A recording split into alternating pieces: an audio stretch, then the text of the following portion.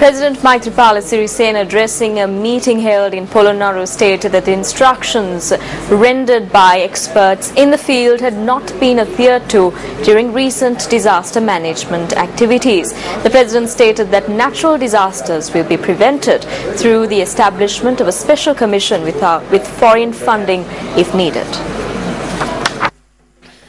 The distribution of compensation to families whose houses were damaged in the recent floods in Polonnaruwa was held at the Pulasi Buddhi Mandap today.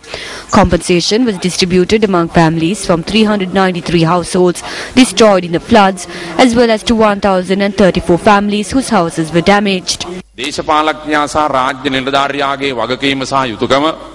It is the duty of every politician and government officer to fulfill the requirements of the public, and the most important of this is to help the public when they are faced with trials and tribulations.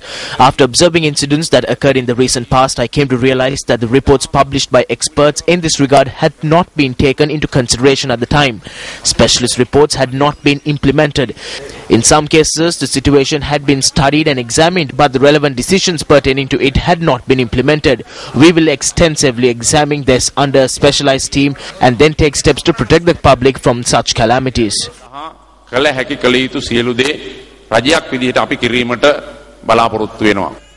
Minister John Amratunga, who also addressed the gathering, stated that the Chinese government has provided special funds for disaster management. I would like to tell you that when we took over this treasury, we were left with very little funds. We don't really know what the previous regime did with the funds they received. We don't know on what it was spent. That is why, in accordance with the Foreign Aid Act, we had to decide to aid those who had been affected by the floods. I'm thankful to the Chinese government, which will send us equipment worth $1 million in the coming days, after considering requests made by the President following discussions held recently.